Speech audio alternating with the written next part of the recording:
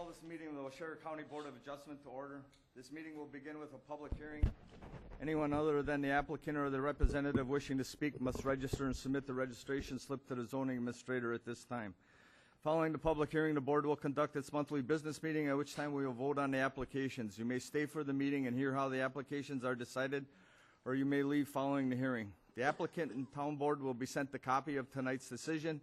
Any other person wishing to receive a copy of a decision can sign the sheet on the table at the front of the room.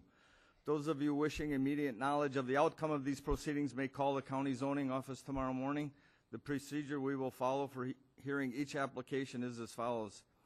After each application is read, the applicant, their agent, or representative will have the opportunity to present their application, followed by any questions or comments from the board. Then all correspondence will be read. Then all others in favor will have a chance to speak. Anyone objecting will then have a chance to speak. I will then ask for a summary of the board's field observations and any staff comments. Finally, the applicant will be allowed a chance for a brief rebuttal if they wish. Anyone wishing to speak should use the microphone, state their name, and direct their comments to the board. I ask that all testimony be kept brief. If you are testifying as a nearby landowner, please tell us where your property is located relative to the subject property. Tonight's hearing will be recorded, and the recordings will become part of the record. Comments that are based on hearsay or secondhand information, as well as slanderous or prejudicial remarks, will be ruled out of order. The board has looked at all the properties, and a record will reflect these observations. Any person affected by an administrative decision of this board has 30 days from the filing of tonight's decision to make an appeal. Such appeals shall be heard by the Waushara County Circuit Court. Information is available from the Clerk of Court's office and qualified legal counsel. The county assumes no liability, makes no warranty as to the legality of any construction commenced prior to the expiration of this 30-day period.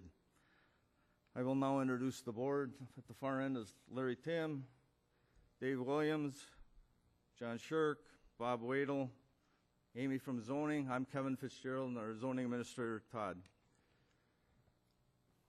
Our first application tonight, the only one, is a variance, a request.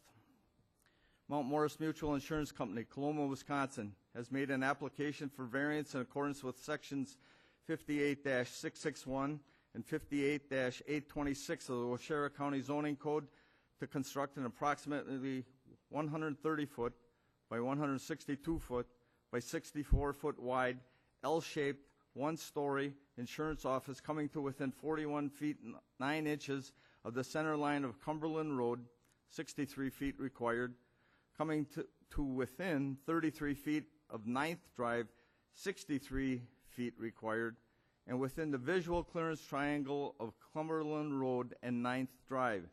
Existing office and single-family dwelling to be raised in the AG3 General Agricultural 3 acres and CG General Commercial Zone change being considered by Planning and Zoning Committee for a rezone of AG3 to CG. Location, lots 1 to 8, blocks B of Village of Richford Plat, Section 21, T21N, R9E, Town of Richard, address N1211, County Road B.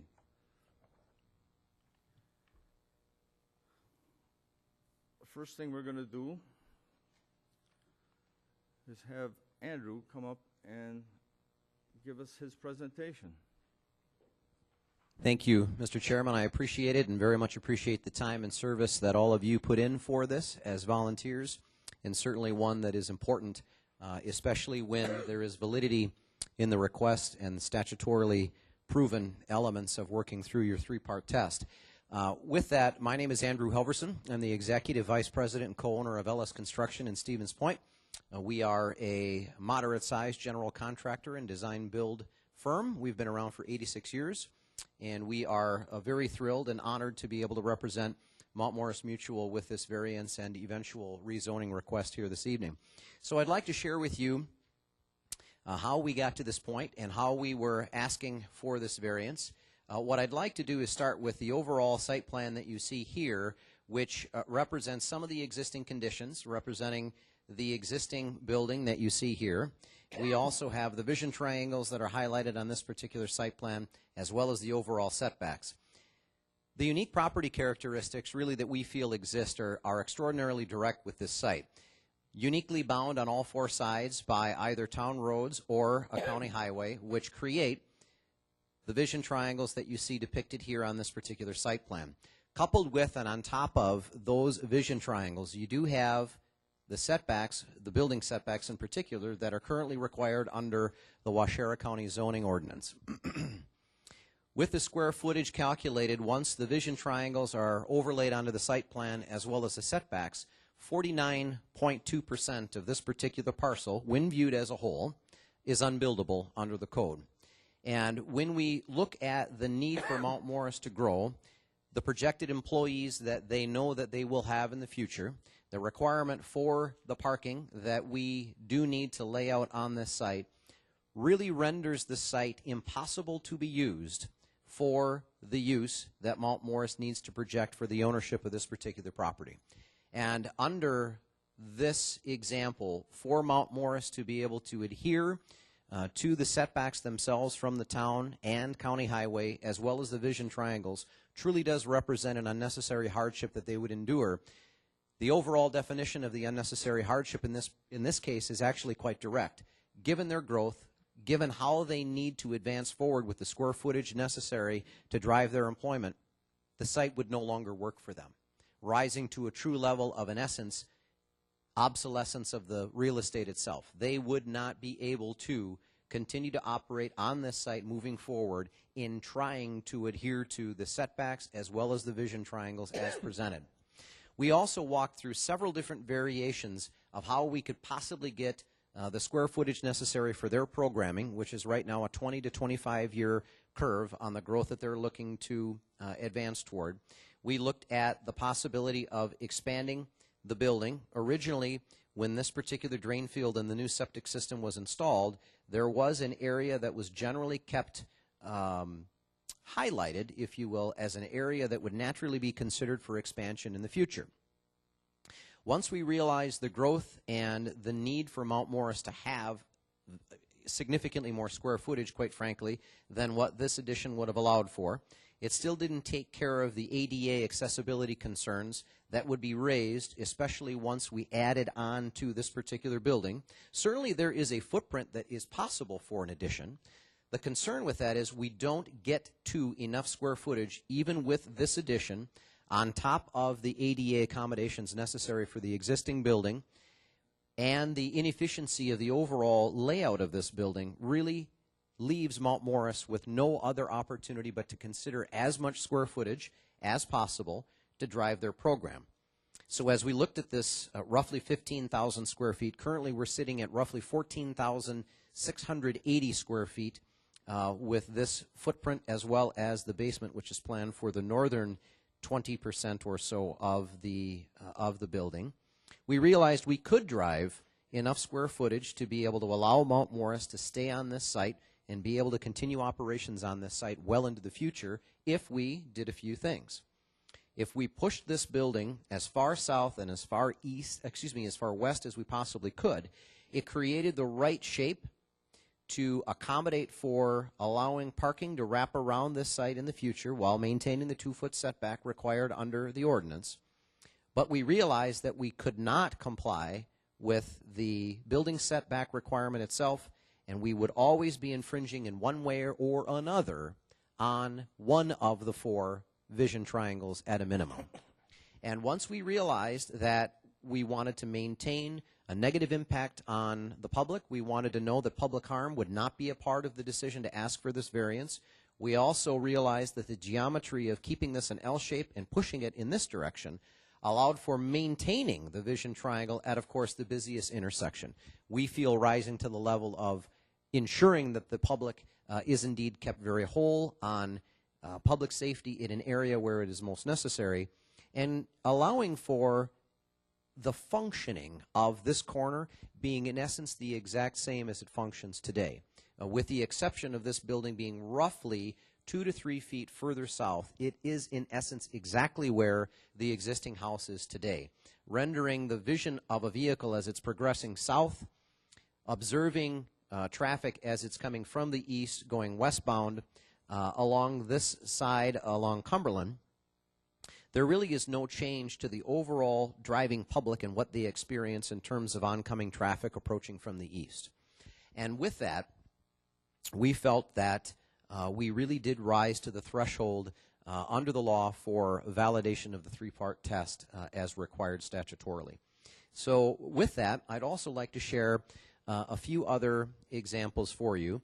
This is the original site plan that was created back in September when we were first starting to work through a lot of these different variations. This is no longer an accurate footprint. What we do show on this particular site plan, in your packets, it is the one that is colored yellow as well as blue. This shows an area that will allow for 62 parking spots as we move forward for the building. It will also allow for potential future expansion of probably another 5 to 7 parking spaces, progressing along the area of Cumberland Court and progressing west toward the church. We could get more than likely, if geometry works in our favor, as many as 65 to 68 total parking spots in the future for this particular site. So this is a very practical layout for traffic flow. We do not alter the curb cuts. We felt from a planning perspective the mid-block curb cuts to allow for plenty of stacking as vehicles exit to Cumberland and approach B is maintained with this particular plan. We've also taken a look at the calculations for impervious surface for storm. Actually, that really is probably officially not of concern for the Board of Adjustment, but will be of concern for the Planning and Zoning Committee, which I will certainly comment on during that portion of the hearing. But we are also very concerned about the way in which the building will function and appear in the location. Mount Morris is very, very concerned about ensuring that the building itself will have aesthetics that blend into the overall area, that have residential characteristics to the building, but with a refined, rustic character that really is reminiscent of the policyholders that they do business with. That was a very important charge that we were faced.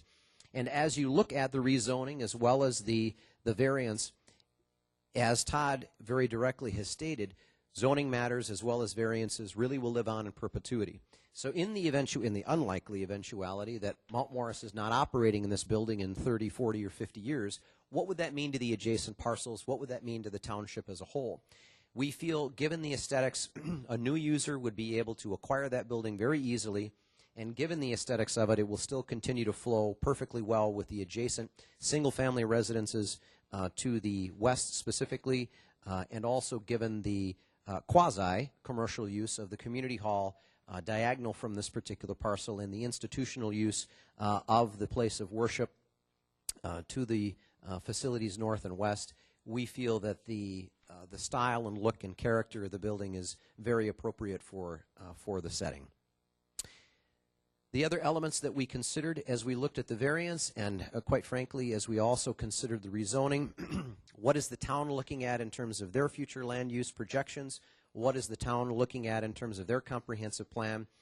Right now, the 2009 plan, I believe, calls for the addition of roughly 4.6 acres of overall commercial acreage in the town over the next 20 years, a la 2009. We feel that by allowing this variance to move forward and ultimately allowing the rezoning to go into effect, it filters perfectly into the town's plans for this corridor and also allows for really the combination of these two parcels for a very appropriate commercial use for the space. And I would be happy to answer any questions that you might have. John, go ahead. Speak into the mic, please.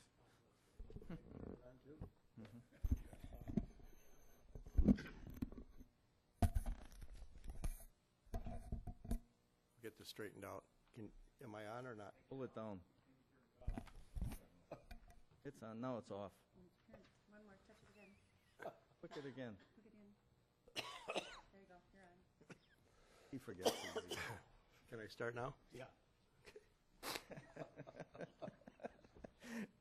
Andrew, when we were out there at the site visit, one of the main issues, may not be the correct term, concerns maybe, is runoff and how to handle the impervious footprint now is huge.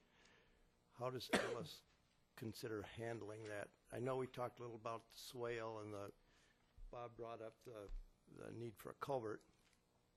How does Ellis plan on handling that? Because that's a lot of water, given a deluge. It absolutely is, and what's interesting about the climate these days, as Waushara County has experienced and many others, the 2-inch per hour rain rate, the 3-inch per hour rain rate is becoming a bit more frequent, which is somewhat alarming. So we've retained the Rettler Corporation out of Stevens Point as our civil engineering and landscape architecture firm. We've discussed the elevations. We've discussed the amount of impervious surface that will be added to the site. And as we started to examine what the elevations are, we start up here at roughly 917 to 918 at this contour line. And as we start progressing to the south, we end up having roughly a 5-foot ultimate variance in grade change from north to south. So what we have started to discuss, and again, this is very early on in our planning because the next steps really will become the grading, demolition, and overall planning for the site itself. That has not officially begun, and that will start to happen after the first of the year, which is also in discussions with the chairman, where we will certainly engage with the highway crew as well as the highway commissioner and the town itself to determine what they will want us to demonstrate, in essence, to ensure that we get through that. Our practical solution thus far in what we're looking at is you have a change in this area of the parcel and a transition from about 915 to 914, okay? What we would more than likely do is reshape this ditch line to 914 all the way to the area where the southern curb cut would flow out to Cumberland. This would all be, in essence, as much of it at the same elevation as possible. What we would do is we would raise the culvert up at least 1 foot from the 914 mark to allow for a slowing of the runoff within this particular ditch line. And assuming the geotech is correct, I'd be shocked if it wasn't, the amount of sand obviously is going to be above average. So once the soil calculations are done, we're going to assume that the infiltration rates will help us to a degree, but we're going to slow the water as best we can to allow for it to pool and infiltrate up to probably 915. Once the water gets to 915, it would flow through the culvert to the east and more than likely allow for another pooling characteristic here where it would flow through the culvert potentially going to the south. That's generally what we're looking at in terms of this southern side and the western side. We would also reshape the ditch line all the way across the eastern area as well. More than likely that will require a culvert here as well. And again, we will try and retain and slow the runoff as much as we can to allow for infiltration into the ditches and then, when necessary, flow over into the other ditch areas, whether that's along B progressing to the south or other areas on the other side potentially of Cumberland as well. Initially, that's the overall parameter of how we would want to start to address that. We feel given the width of the right-of-way from pavement ultimately to building, still maintaining reasonable slopes can still be contoured down far enough to gain some depth to allow for slowing of the runoff and directionally moving it to the east and south. We're going to want to obviously avoid the septic system and avoid the drain field to the far west, and we can't move anything to the north, obviously because we're fighting, we're pushing water uphill at that point. So we feel that given there's a sharper grade change from this point on the west to the north, 915 to 918, we feel that if we start at the mark where the contours are transitioning from 915 to 14, we reshape, we allow for overflow, and we potentially send it south, and we do the same along this side of the property as well. Thank you. Thank you, Andrew. That was my only question. I'm going to go through my list, and then they may have some other questions for you, okay? There has been a recent survey, correct? There has. We're sure of the road right away? We are. You've talked to the town, the county, and the state about this? We have not discussed it with the state. We have discussed it with the county. We've discussed it with, indirectly with the town. We have not had contact with the state, no. You've already explained how you're going to deal with this erosion and stormwater runoff, correct? Foundation will be what? Foundation will be a footing and foundation, 48-inch frost wall around the building, and then you'll have a full basement on this side of the, approximately, if you follow the laser, the basement would be about right around that dimension, right around 1,500 square feet, poured. How far above existing grade will the first floor elevation be?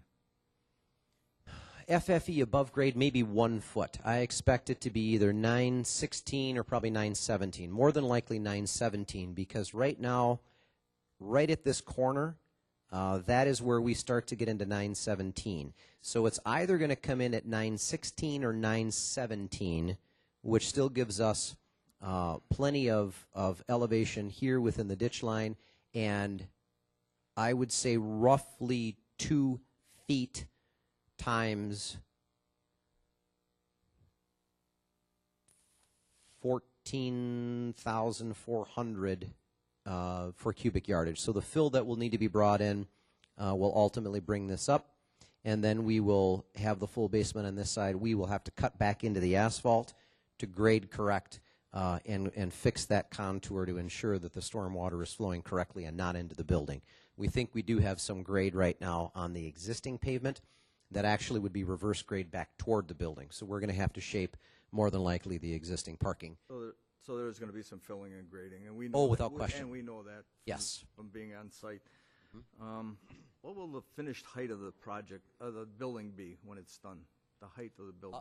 As in the literal roof lines up to the top roof gable, approximately 18 or 22 feet. So right now you will have top of wall at 112 with another 12 to 14 feet. So you're going to be at 125 at that point. So I would say roughly 25 feet to the highest gable.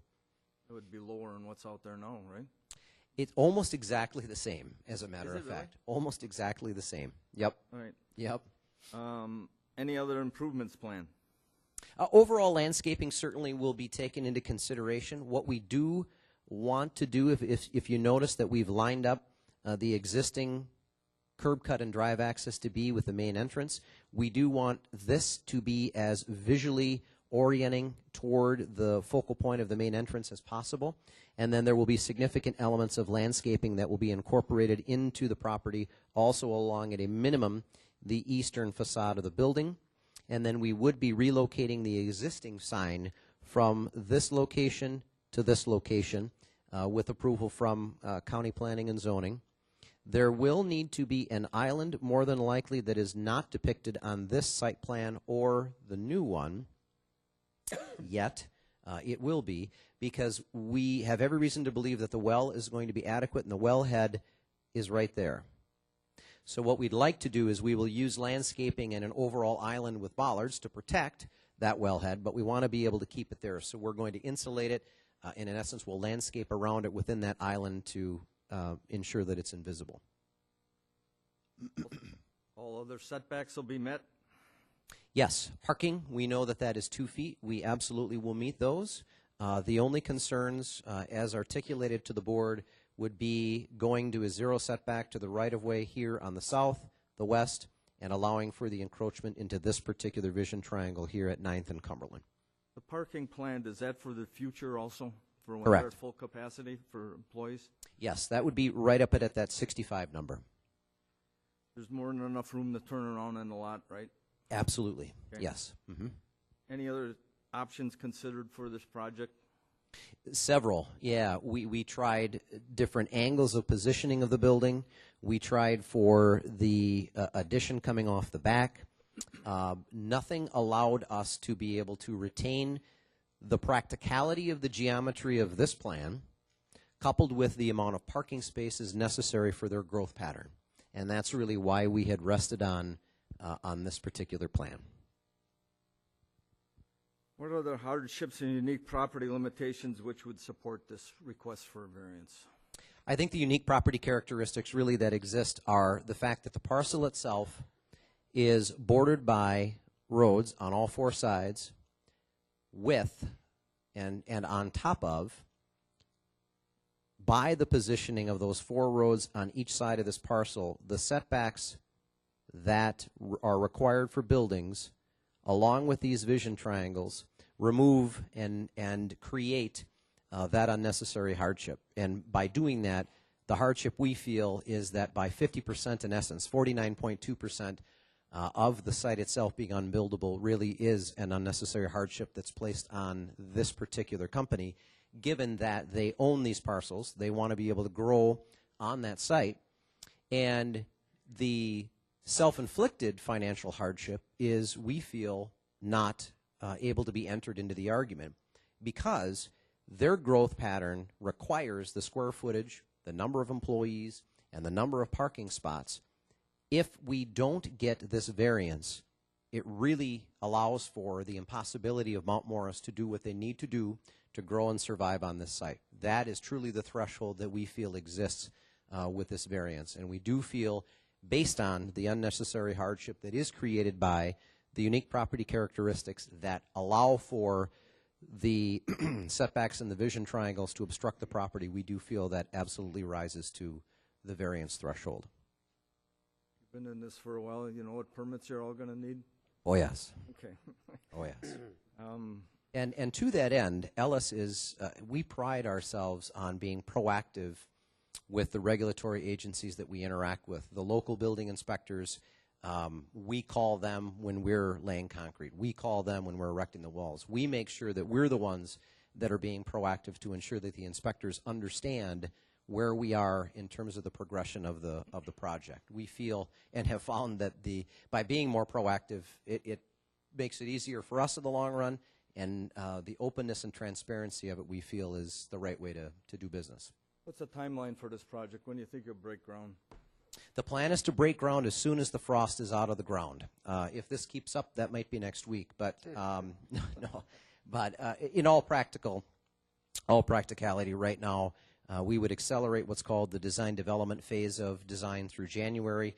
We'll transition to construction documents at the end of January. Drafting will go through February. We would expect to release the full project out onto the street for bids in mid-March, provide Mount Morris with a guaranteed maximum price by early April, and break ground before tax day. That's all I have. Anybody else on the committee have any questions? No further questions. You can have a. Oh, I'm sorry, Larry. Speaking to. Any consideration been made for locating it on another site? Do we have these problems? That is why we're thankful in the state of Wisconsin we have the ability to objectively come in front of this board and prove to you that we shouldn't have to take that step. We feel by Mount Morris facing the unique property characteristics that they have, the overall ordinances that prohibit them from maximizing the real estate that they have for the need that they know they have to be successful over the next 20 to 30 years, is the very essence of the validity of what we feel is the proven nature of what we hope we've demonstrated to you, is that by really forcing Mount Morris to have to consider a different site is indeed the unnecessary hardship that we're arguing this very evening. So no, we have not, and we don't feel that they should have to. Anything else?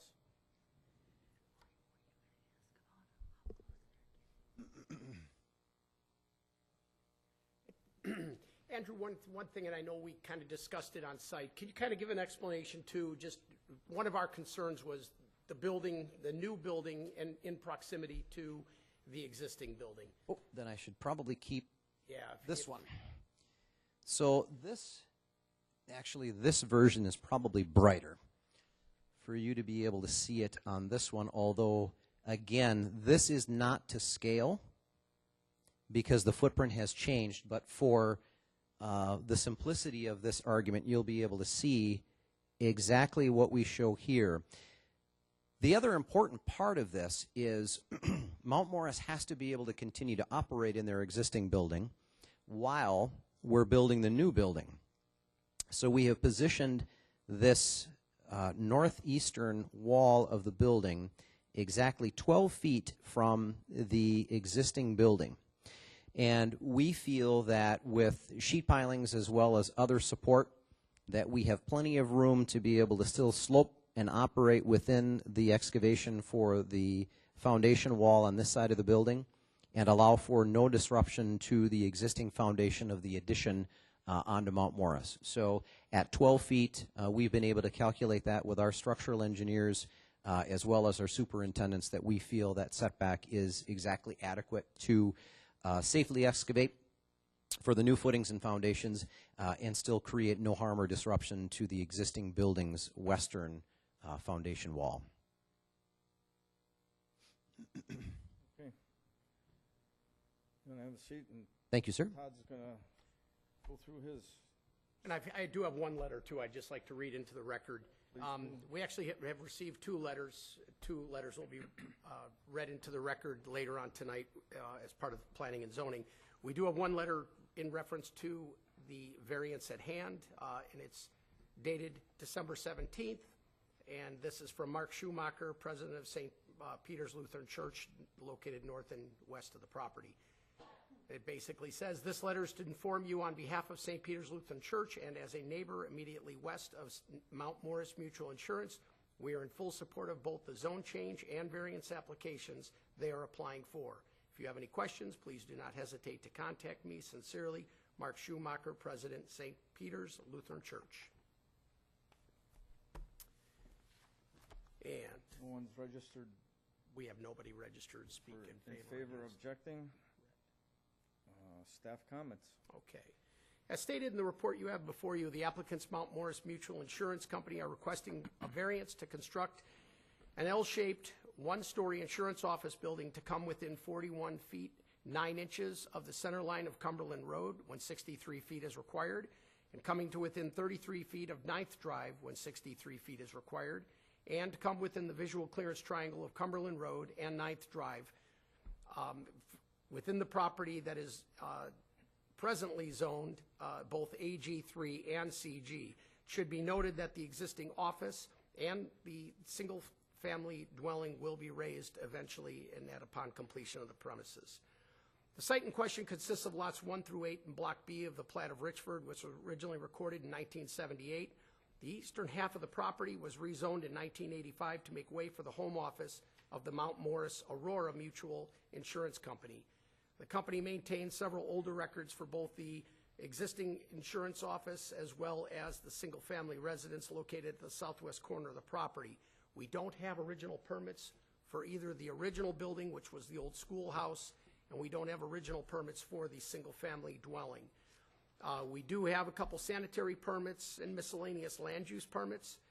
It should be noted that the replacement sanitary systems were installed, one in 2014 for the single-family residence and in 2017 for the office building.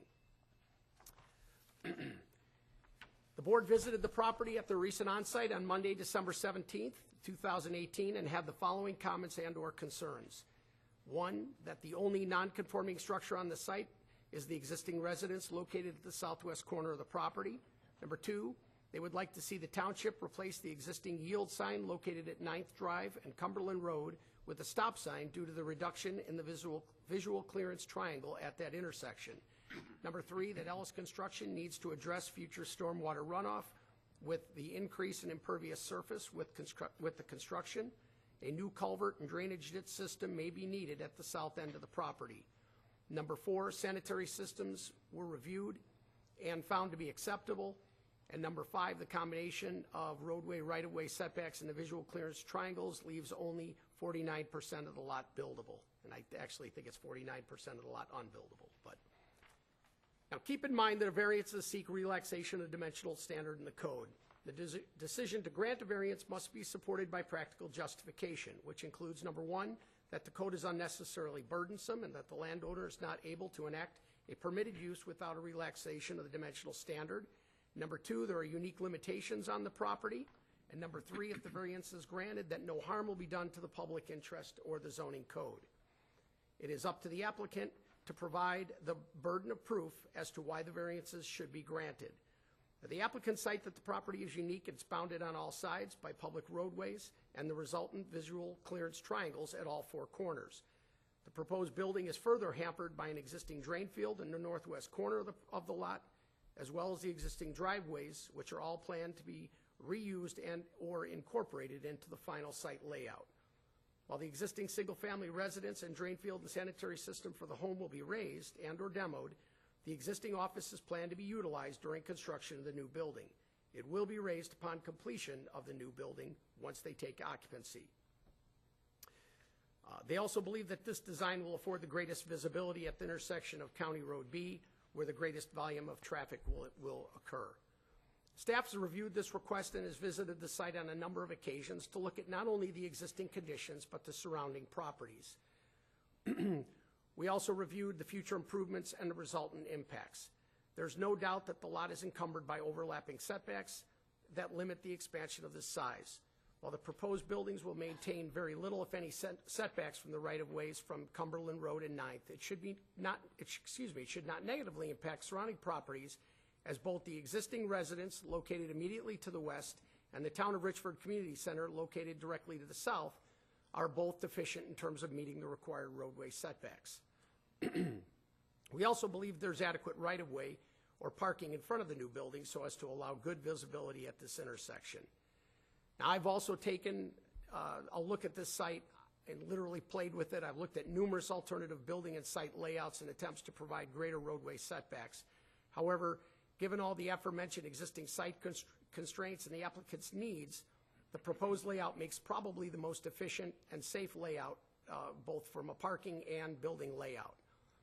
While the Board of Adjustment will be making a formal decision on this application following the public hearing, staff is recommending approval of the variance to construct a one-story office building to come within 41 feet 9 inches of the center line of Cumberland Road, to come within 33 feet of 9th Drive, and to come within the visual clearance triangle of Cumberland Road and 9th Drive. And this is for the property located at the northwest corner of County Road B and Cumberland Drive. I would like to point out one condition that has been put in your packets that you have before you that was not in the draft, and that is condition number 8, that the applicant needs to review future stormwater runoff for the new parking lot and building and to ensure that the potential for future flooding is reduced or eliminated. A culvert may need to be constructed under the existing driveway off of Cumberland Road, I apologize. And then I apologize, there's one other, and it was, I apologize here. Oh, it is highly recommended that the township replace the existing yield sign located at 9th Road and Cumberland Drive with a stop sign. Thank you. Rebuttal, if you want to say anything, Mr. Ellis, you're entitled to say anything else. No, sir. Mr. Ellis, any other questions from the board before we go to our... Is there any stipulation going to be noted as far as when the raising of the existing structure has to be completed by after they take occupancy of the new building? And that, we should put a condition in there typically it would be within 1 year. It's within 1 year of the date of occupancy. I believe that should be in there. Okay, we can add that as a condition. Anything else? I also think that relocating of the sign should be noted on the decision. Oh.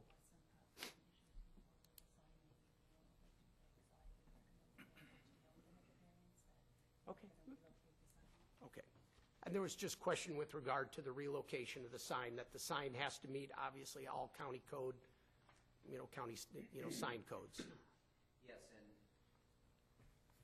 and as Amy and I had exchanged some emails, what we will certainly also take a look at is the hopeful ability.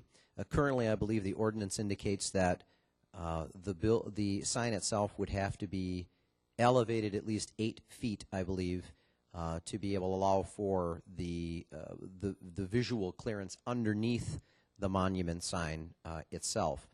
And certainly what we would like to do is be able to avoid that at all possible costs, and allow for the placement of the similar monument sign to be able to be ground mounted here within this location. I do believe that the setback itself is met from the right-of-way, but one of the concerns on Mount Morris's part is that the sign itself does not meet the elevation requirement. And that was part of what we wanted to continue to discuss potentially with staff on how we might be able to either, A, get around that, or if there's no way to work through that, we may simply have to elevate if there's no other way to work through that. But yes, that is a very valid remaining point, is that we absolutely want to repurpose the sign that's there, relocate it more appropriately for a centrality of the site as well as adjacency to the main drive. But there is that height concern given the distance from the right-of-way.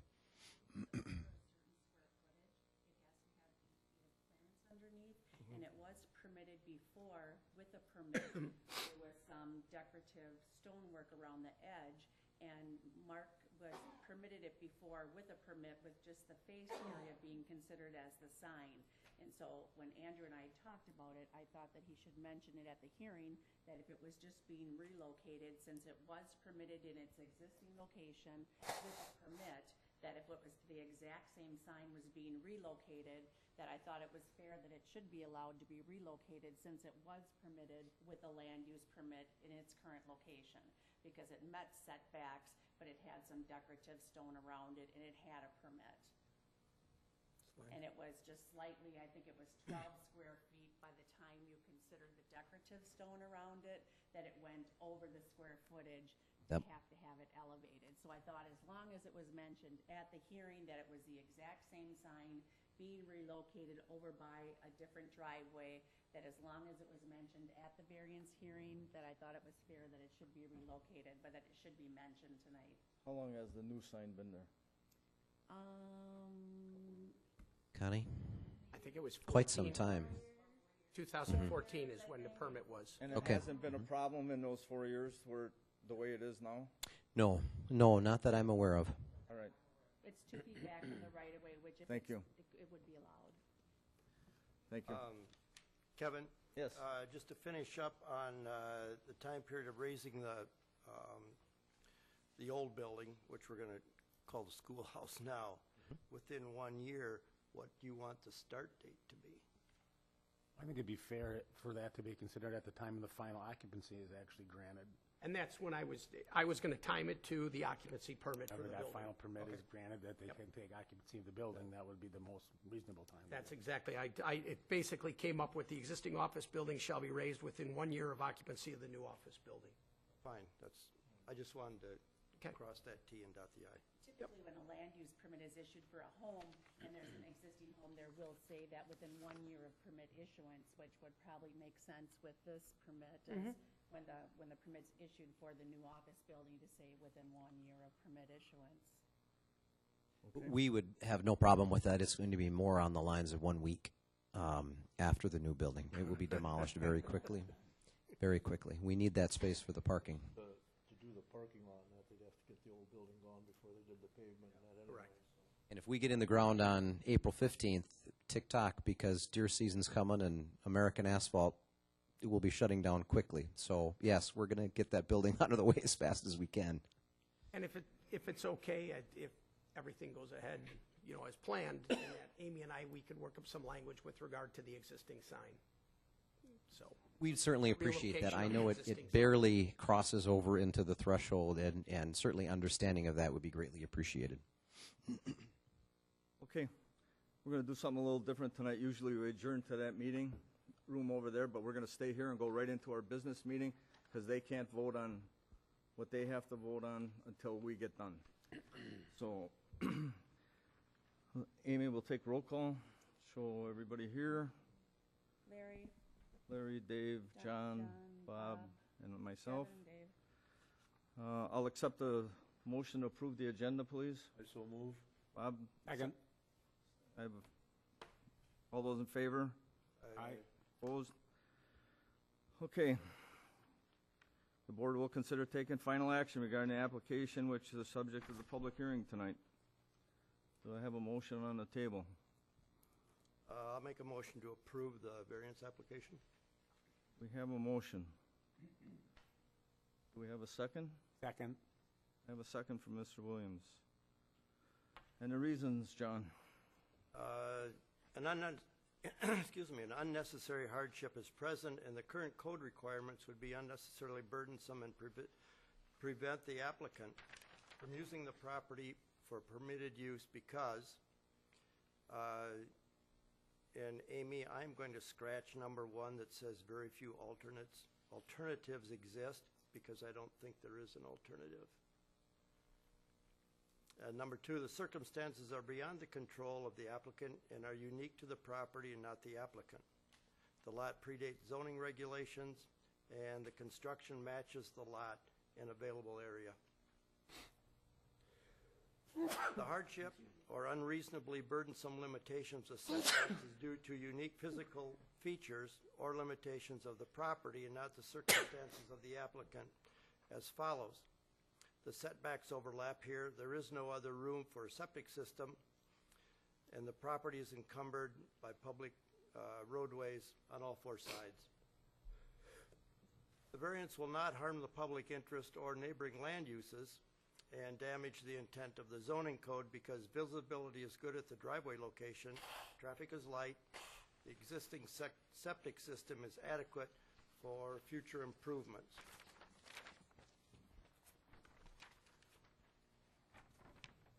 Just continuing on with that category, traffic is slowed here, a turnaround is proposed. The proposed use will not harm the public, zoning code, or neighboring land uses if conditions are followed. A literal enforcement of the zoning code would be unnecessarily burdensome, and the testimony in opposition, well, there wasn't any testimony in opposition. Therefore, the request for the variance, if approved, the following conditions shall apply. Number 1, the development must be in substantial compliance with the site plan and testimony provided at the public hearing. Number 2, the first floor elevation and filling and grading shall be done in accordance with the site plan and additional information provided at the public hearing. Number 3, all of the required setbacks must be complied with. Number 4, all permits must be obtained, including land use, building, and sanitary reconnection. Number 5, all code requirements must be complied with. Number 6, it is the responsibility of the builder and landowner to protect the neighboring lots and road during construction. Number 7, standard erosion control must be in place prior to the construction starting. Number 8, the applicant needs to review the future stormwater runoff from the new parking lot and building and ensure the potential for future flooding is reduced or eliminated, and a culvert may need to be constructed under the existing driveway off of Cumberland Avenue. And I think we've completely covered that one. A plat of survey or certified survey map is required prior to starting of construction. Number 10, any future construction cannot occur without first obtaining a variance. The driveway shall meet all code specifications and shall provide suitable turnaround to prevent backing onto the road. Number 12, it is highly recommended that the township replace the existing yield sign located on 9th Avenue and Cumberland Drive with a stop sign. Number 13, the applicant will allow agents of Waushara County access to the property to ensure compliance with the terms of this decision, Waushara County codes, and state and federal laws. Number 14, the driveway must meet the spacing and construction standards of the county and any local or state requirements. Number 16, we're getting to the end. The landowner is responsible for determining lot lines and required setbacks. Number 17, the building shall not exceed the maximum height of 35 feet.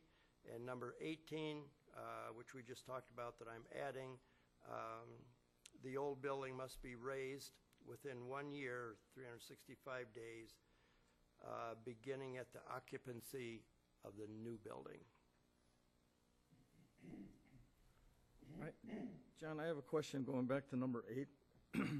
We're talking about a culvert underneath the driveway, and the water would be in the ditch there. Yes. Well, once it gets to the southeast corner, Yes. and I think we had some conversation out there that water sometimes, with the site that's there now, water ran across the road. Yes. Do we need to look at a culvert under Cumberland to take the water from that side of the road to the other side? Is that Andrew our I don't know, part Bob. for us? Andrew stipulated that and how they were going to handle that, and that would require the culvert, which you said you would raise to within 1 foot, if I remember right, Andrew? I'll let you, can Andrew answer that? So, No, well, yeah, you can't. can We're in the business meeting. Yeah, right. But I think it has to be, the water got to go somewhere once it goes into that ditch along Gotta go Cumberland. south. Yes. I mean, now already there's been a problem. Yeah, but I think at the site visit, Bob said that that was not something that was going to hold on the township end of it, was I not don't going to think hold so. up the I haven't project. talked to the other guys, but I don't feel that that would jeopardize the potential building and, Okay. Does that answer your question, Kevin? Yeah. Okay. Fine. Did you say number 14, John? I did not. Did you jump from 13 to 15? I could have. Number 14, the landowner is responsible to maintain good visibility at the driveway entrances.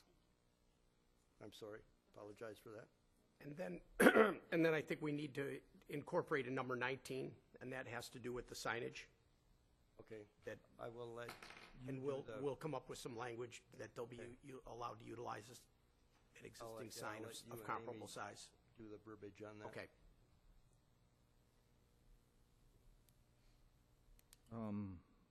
Do we want to put zoning office to work with contractor on placement of the sign? For number 19?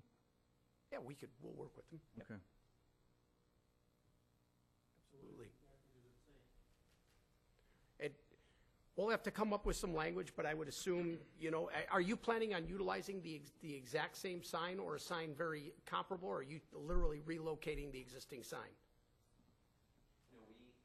Oh, and I apologize. Well, I'm going to say existing sign is permitted to be relocated within 2 feet of right-of-way, because that's exactly where it is yep, now. okay. Yeah. Existing, and I think it has to be the existing sign, because Yeah. that's Yep. what it's permitted for. So You got existing it. sign is permitted to be relocated within 2 feet of right-of-way.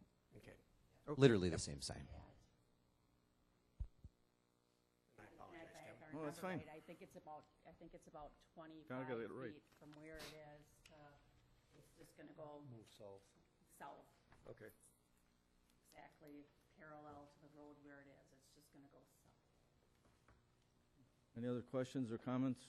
No, I have no concerns about the water runoff. Okay. Being a builder myself, and because the burden is going to be on them, I think they're talking about filtration rates, and we have favorable soil for that. When they talk about reshaping ditches, they now can have depressional areas or retention area that, coupled with good filtration, good drainage in the soil, it's going to take. There could be that one freaky rain or a big snow year and an early thaw that could raise a little cane, but not likely. I think it's going to be important. I believe they will be open and do anything soil conservation you people have to work with, that the burden will be on them to cover what impervious surfaces are going to produce, given the large rains, and I think they'll be able to address that with their civil engineers. Thank you, Dave. Okay, we have a motion on the floor in a second. We'll take a vote. Dave? Yes. Dave's a yes. John? Yes. A yes. Bob? Yes. Bob's a yes. Larry? Yes. Larry's a yes. Kevin's a yes. The variance is approved. Congratulations. Happy building. We're just going to go through a quick few things here. We have no other actions on the table for us. Do we have anything for January yet? We do not. Okay. No meeting in January? Yep. No map interpretations? No, sir. Okay. Amy, you want to read back the minutes to us?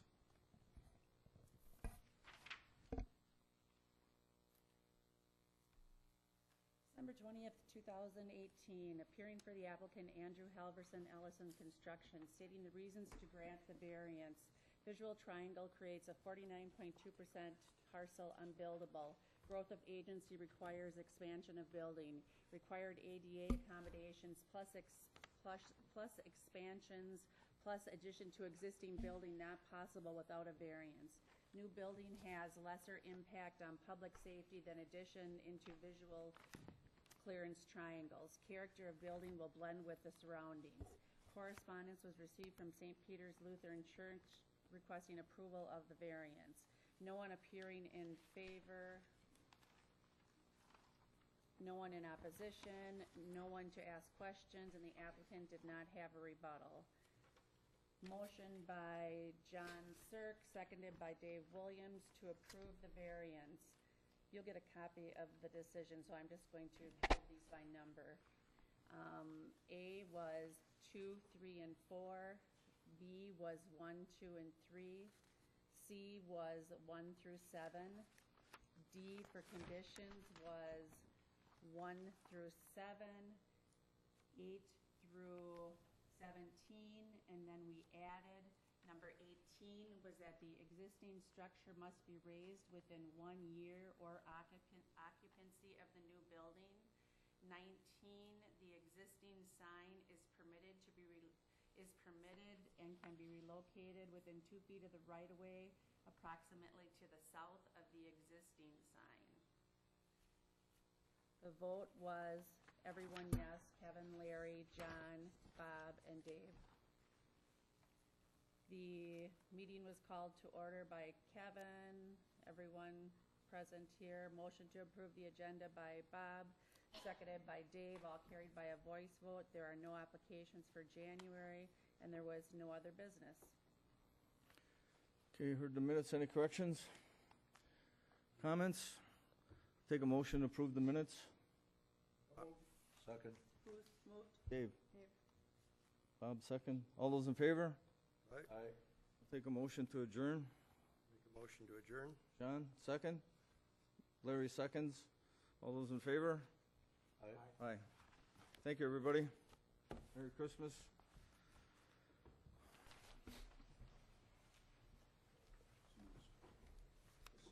You need this back?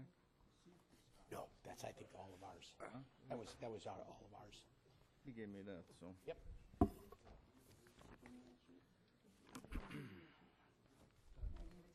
Yep, thank you.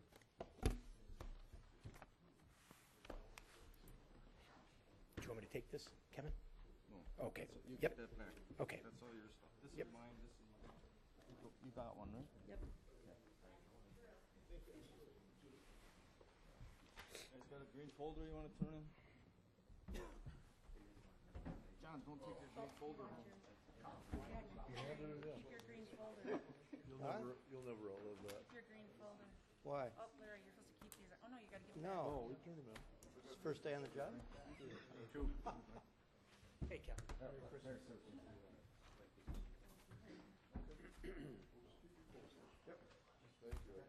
Yeah. Merry Christmas. You too. Have a good one. Mr. John, Merry Christmas. You have a good one. Have fun. Hey, watch that head.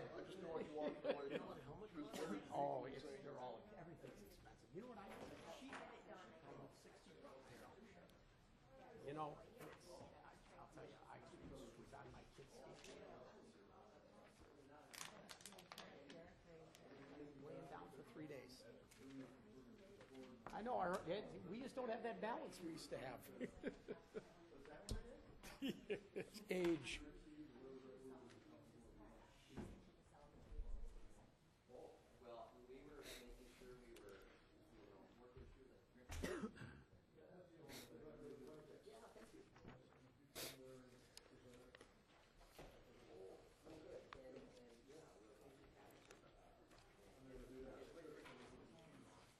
Mr. Ron, I'm going to add Wednesday's minutes Okay. up here on this unfinished business. Okay. Because I think it'll fit right in with there. Then when we got that done, we won't be doing any on Okay. this one Okay. tonight until the next Which way are you gonna Yep. go? I'm gonna sit Wednesday. down meeting. over here. Correct. And then we'll do that one on that one. Oops.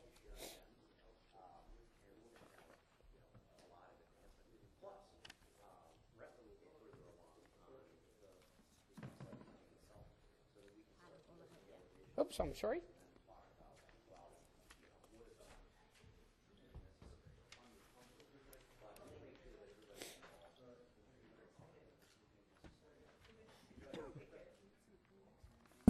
No, I've got it right here. I feel terrible. I don't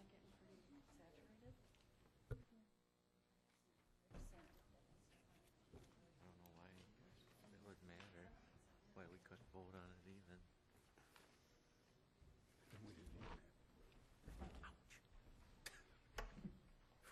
Everybody comfy? I will call this meeting of the Waushara County Planning and Zoning Committee to order. This meeting will be conducted in the same manner as the application heard by the Board of Adjustment. Please remember to keep your comments brief, no more than 5 minutes, and relative to the matter at hand. Anyone other than the applicant or the representative wishing to speak at this hearing must have registered.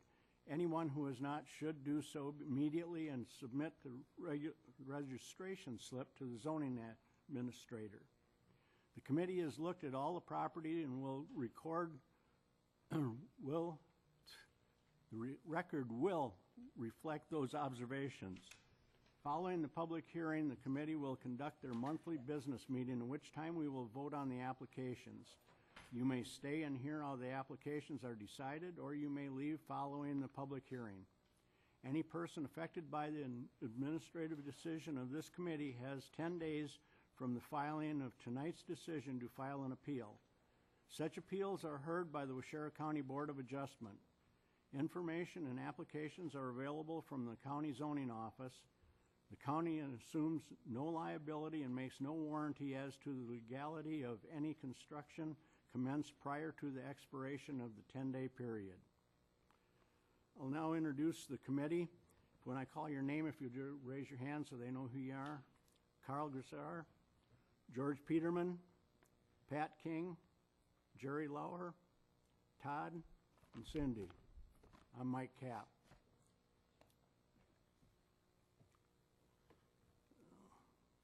Call the meeting to order.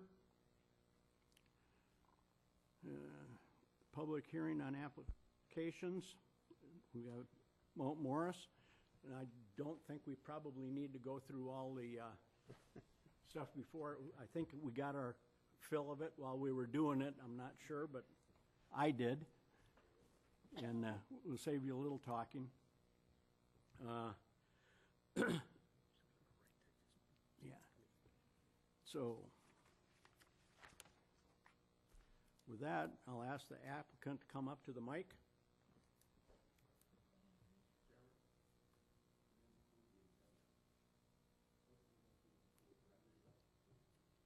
Yeah, that's later. Yep, hey, wait, yep, and I apologize, you also have to read your notice of public hearing, though.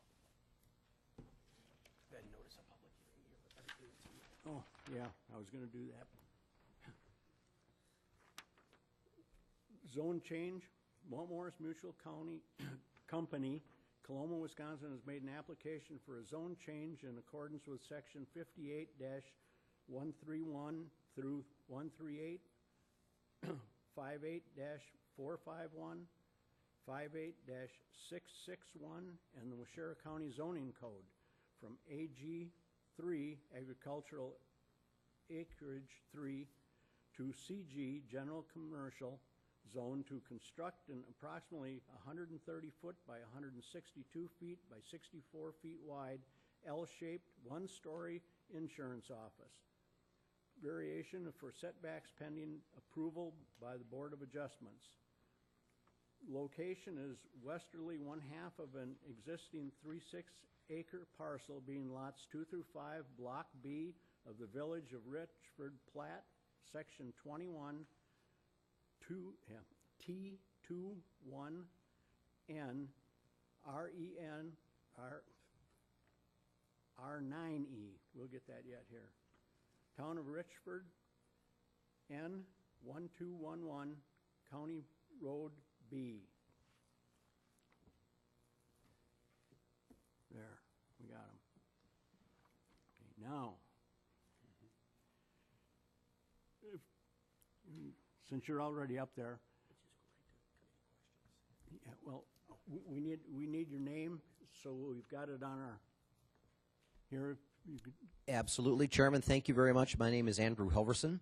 I am the Executive Vice President and co-owner of Ellis Construction in Stevens Point. We are a general contractor and design build firm. We've been retained by Mount Morris Mutual Insurance Company to be able to design and build the aforementioned building that you had cited in your public hearing notice. And we are also here and able to answer any questions that you might have about the necessity for the rezoning itself or the overall planning for the site as you see it presented. thank you. We'll go right into any committee questions. So, we saw,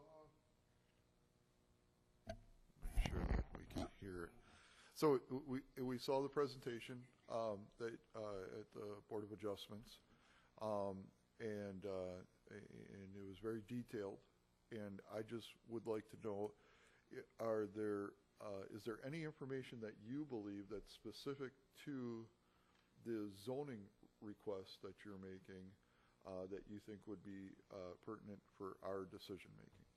Well, I really do, actually, but I'll run through it very quickly.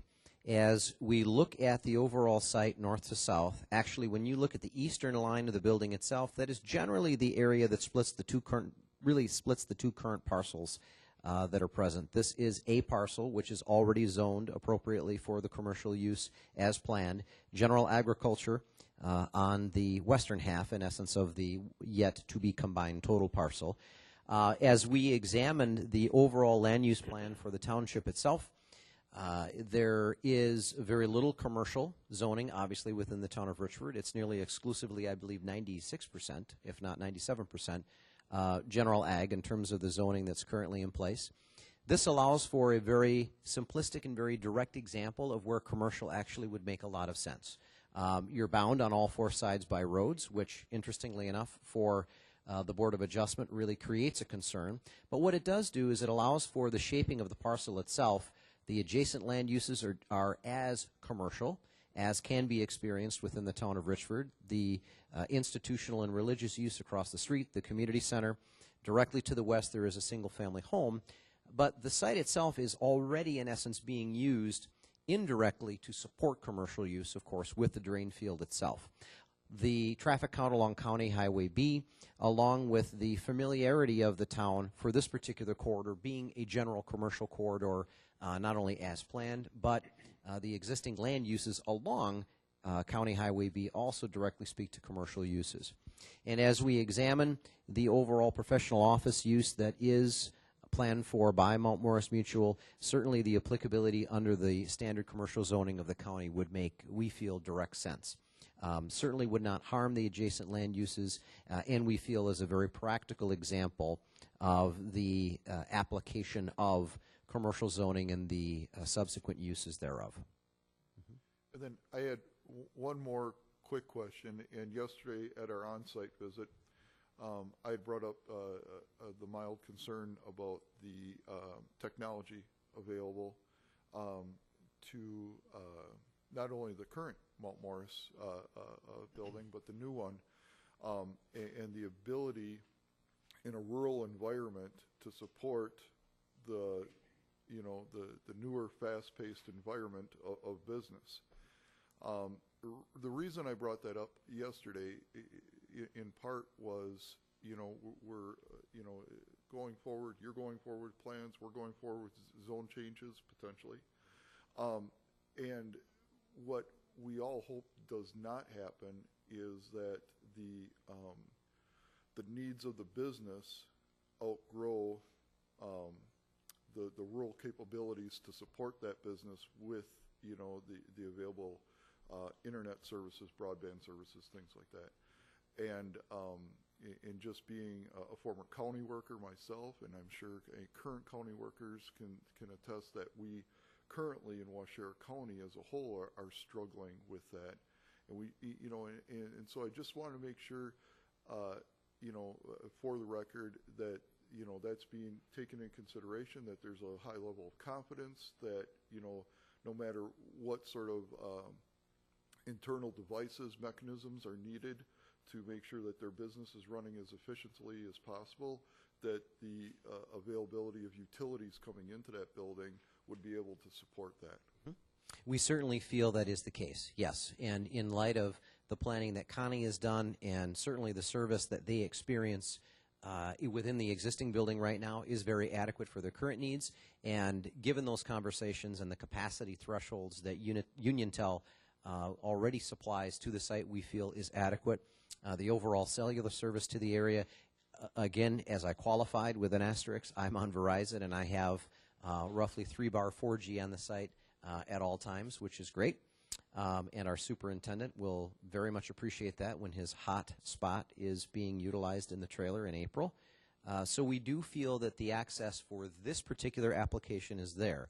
I'm going to go on a tangent, however, very quickly, having nothing to do with this project, and tell you that one of the only real prohibitions to real rural development within Wisconsin is access to broadband, and it needs to be addressed at the state level holistically. That is a massive deficiency for rural Wisconsin, but I am not running for state senate or the governor at this point, so I'll leave it at that. Well, we're definitely not going to move in that direction anytime soon. Well, that's one of the things that we discussed amongst ourselves yesterday. Yeah, and I'll tell you, when it comes to your overall planning paradigm, right, and the true comprehensive plan for the county as a whole, I would imagine that is going to place in the absolute upper tier of real concerns for honestly, one of the only real negatives to being able to truly push forward economic development is access to those very services. As the economy continues to advance, the concern of those deficiencies throughout Wisconsin is only going to get more severe. So, but the good thing is, for their growth and for Mount Morris as planned, the site is very adequate for accessibility. Thank you. More questions? Any correspondence? Yes, we've received 2 pieces of correspondence. The first being an email that was received on Sunday, December 2nd. It is from Mark Schumacher, the chairman of the Town of Richford Planning Commission, and it states, as chairman of the Town of Richford Planning Commission, I want to inform you and the Waushara County Zoning Committee that the Town of Richford Planning Commission is in full support of the rezoning request by Mount Morris Mutual Insurance Company. The land use plan for the Town of Richford specifically identifies that one of the areas we should encourage commercial development is within the unincorporated boundaries of the village of Richford. Therefore, we support their proposed expansion and rezoning. Regarding the associated variance request, the Planning Commission feels this should be a matter for the Board of Adjustments and Township to consider, as it is a request for a dimensional relaxation and not a land use change, and we would not take a position on the variance request. If you have any questions regarding this matter, please feel free to contact me. If you could also let me know that you received this email, it would be appreciated. Take care, Todd, and Merry Christmas to you and your staff. Mark Schumacher, Chairman, Town of Richford Planning Commission. Second is a letter that was received on December 17th, and it states, and it's from Mark Schumacher, President of St. Peter's Lutheran Church, and it states, this letter is to inform you on behalf of St. Peter's Lutheran Church, and as a neighbor immediately west of Mount Morris Mutual Insurance, we are in full support of both the zone change and variance applications they are applying for. If you have any questions, please do not hesitate to contact me. Sincerely, Mark Schumacher, President. And that's all we have for correspondence. No one to speak, no one to speak? Nope. Any staff comments? Yes. As indicated in your report you have before you, the applicants, Mount Morris Mutual Insurance Companies, are requesting a zone change from AG3, the General Agricultural 3-acre minimum lot size, to CG, General Commercial Zone. And it's to construct a 1-story office building located at N1211 County Road B. Site in question consists of lots 1 through 8, Block B, the plat of Richford, recorded in 1978. As I've stated earlier at the other hearing, the eastern half of the property was rezoned in 1985 to make way for the home office of the Mount Morris Aurora Mutual Insurance Company. The applicants are now seeking to rezone basically the western half of the property from AG to CG. The committee visited the property at the recent onsite on Wednesday, December 19th, 2018, and had no additional comments. As you are aware, a zone change is a permanent change to the property, and by changing the zone, you are likely changing not only the minimum lot size, but also what may be permitted on that property. Because of the permanent change, the review standards are quite high. And basically, the applications have to go through a three-step process. The first step is tonight, after a public hearing, where the Planning and Zoning Committee will make a recommendation on the application. That recommendation will go to the full County Board of Supervisors, and then on to the town board of Richford for final review on the application. In order to change the zoning on the property, the application must be approved at all three levels. Staff has reviewed this request and has visited the site on a number of occasions to look at the existing conditions surrounding properties and to ensure that this will be a good neighbor. We believe it to be a logical expansion of the business, as well as meet the future land use recommendations of the town's land use plan. While the Planning and Zoning Committee will be making a formal decision on the application following the public hearing, staff is recommending approval of the zone change from AG3, General Agricultural 3 acres, to CG, General Commercial, for the one-story office building to be located at N1211 County Road B, subject to the conditions listed before you. Is there any rebuttal or anything the applicant would like to? Only one element that I do want to touch on, which is qualitative and is not necessarily officially a part of your concern with the rezoning, but it was raised as an indirect question about the historical significance of the schoolhouse itself.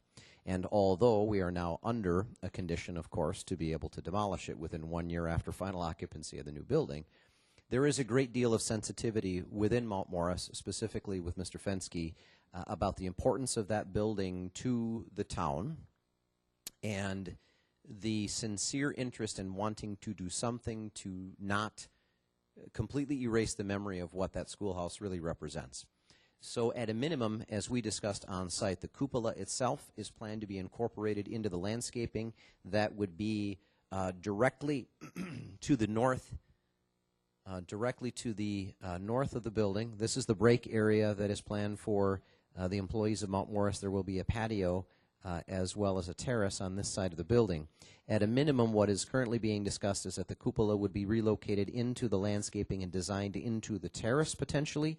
And that is a very important piece that Mr. Fenske is concerned about.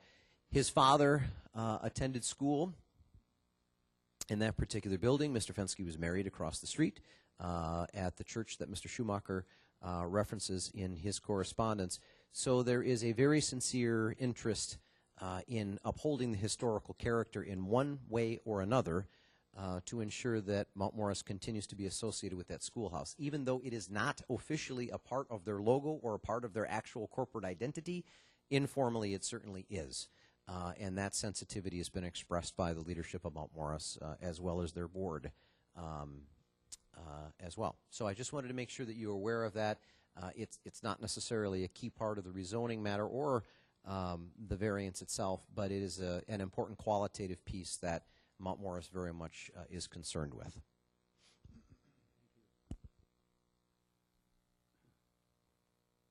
Public portion of the board meeting on applications is now completed, and the Planning and Zoning Committee will continue with the regular meeting.